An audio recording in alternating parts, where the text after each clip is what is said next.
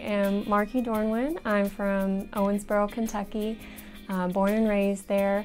And then I went to undergrad at Center College, so in Danville, Kentucky. And then from there I went to Auburn's vet school and got my degree in veterinary medicine.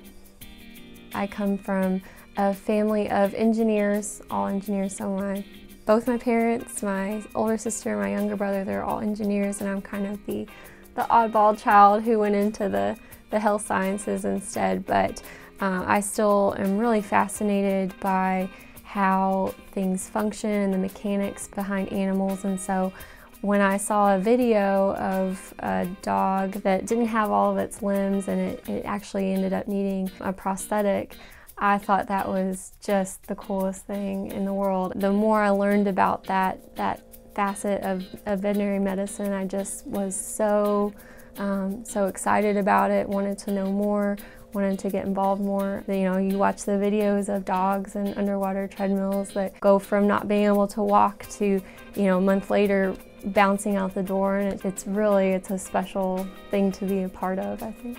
Rehab involves the management of patients with mobility issues.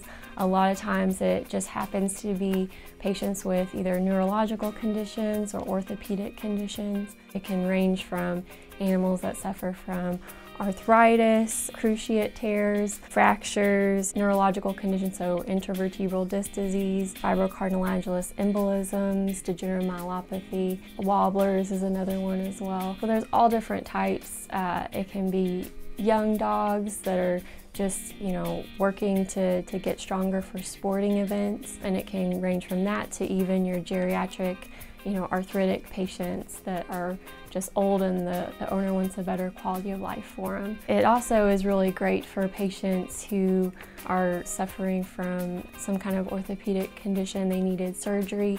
Right after surgery, it's really good to get them started. For a long time in veterinary medicine, the norm was kind of, you know, after procedure, strict cage rest for months and months, and then they can finally start walking.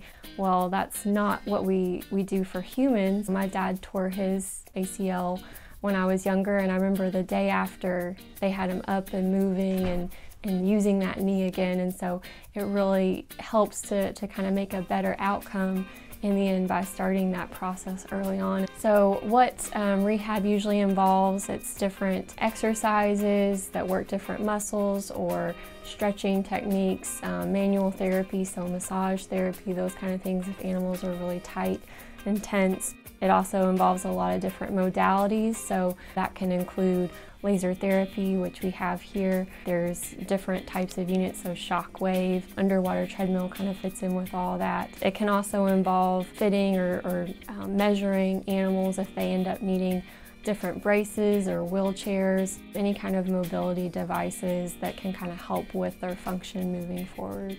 So in terms of what Crestwood already has to offer, we already have laser therapy. Recently we got a lot of different exercise equipment, all different types of wobble discs and balance boards and things like that. We did get some cavaletti rails to go over those kind of things. In terms of moving forward, what I'm hoping in the future we'll be able to one day get would be an underwater treadmill. That's kind of the long-term goal. It would be so great to have because it would go hand in hand with the laser therapy.